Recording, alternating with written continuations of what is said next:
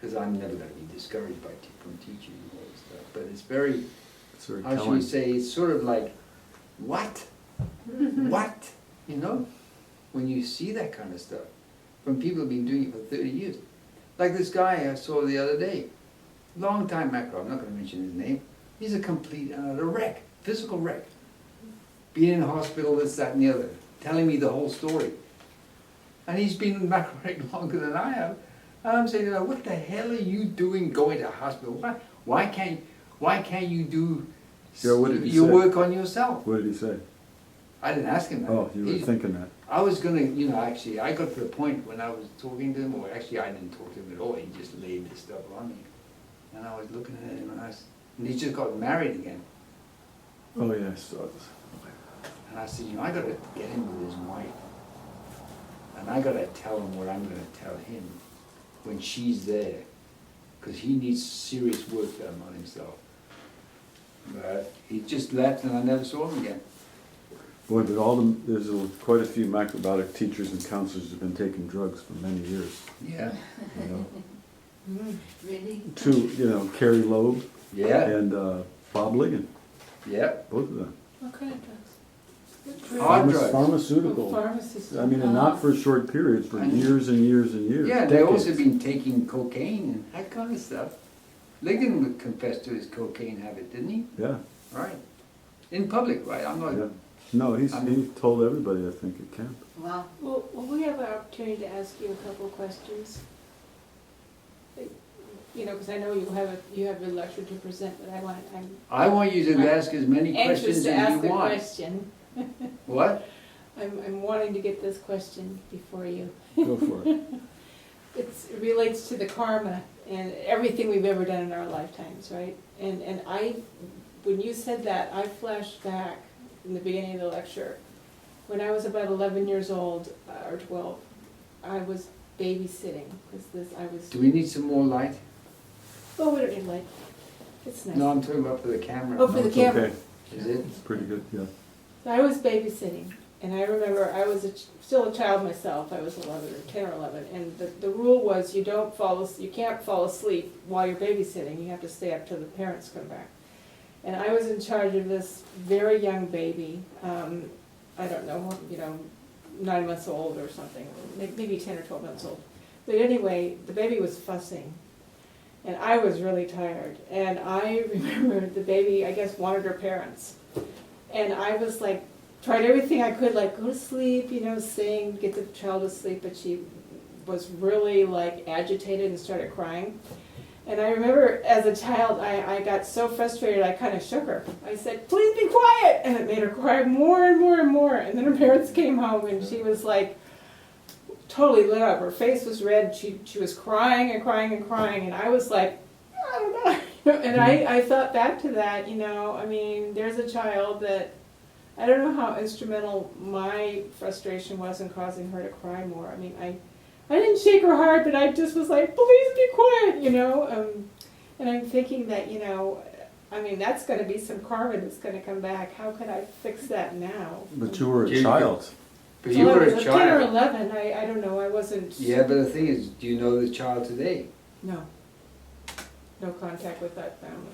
And the parents came home and I was like, oh, what's wrong, and then as soon as the parents walked in, the baby kind of calmed Yeah, down. it doesn't sound like anything serious to me. If it is, see the thing is, all our deeds are recorded by the moon beings. That's what their job is, among other things. And they're meticulously recorded. And then, so what those deeds are imperfect. All our imperfections and perfections are imprinted through the various spheres according to the affinity of the spheres for the particular imperfection or perfection. And it stays there. And then when we come back through down again on our return passage, we pick them up. Although the original ones are left there, they're all there all the time. But we pick them up, and so we then, the mechanics of karma are set up that way, so that when we come into the next life, if it so happens that there is a karmic recompense that you need to pay to that girl Yeah.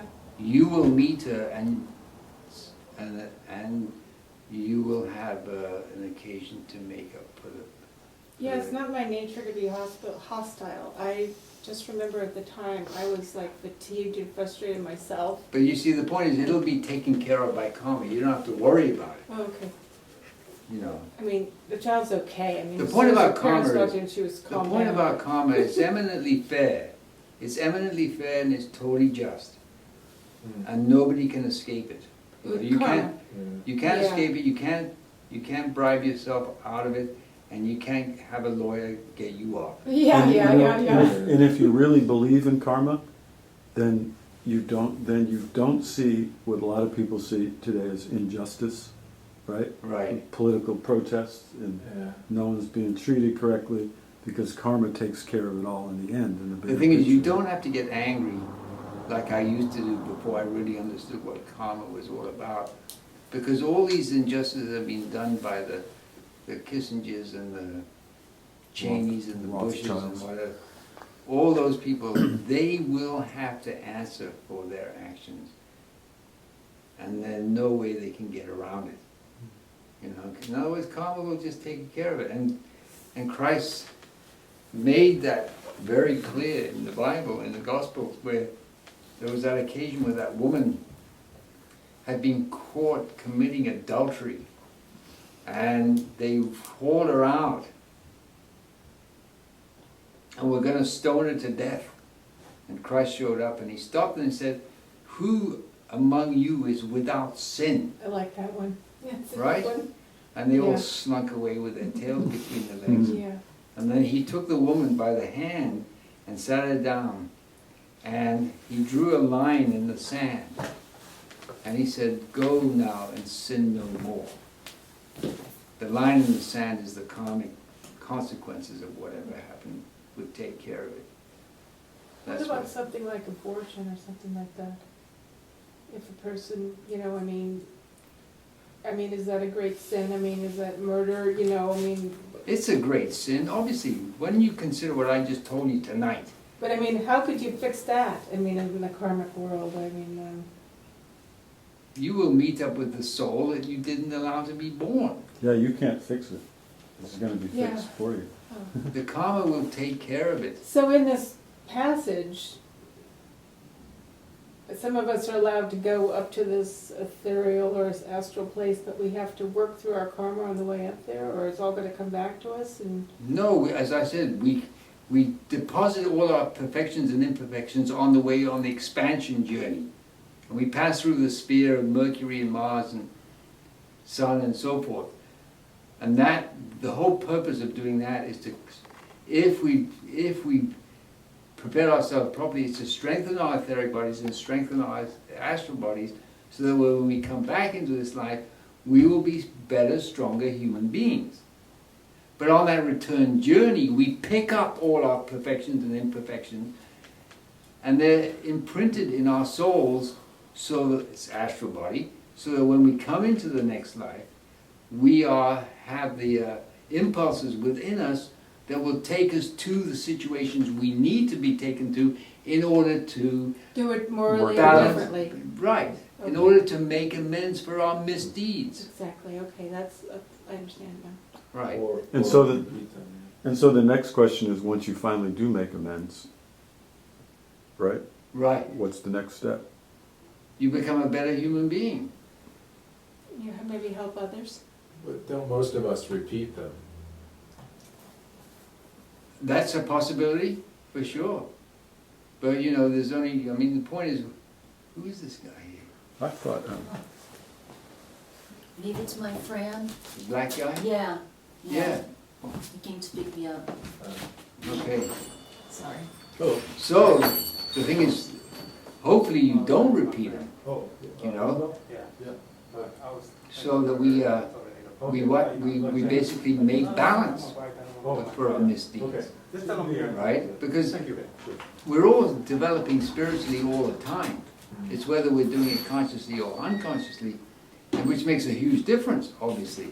So if we do it consciously, then we can go on the ascending, and we can go on the ascending path that's been set out for us that we have to fulfill out of our own volition, which is the mission of the earth is to create love in the cosmos. I mean voluntary love, not cosmic love.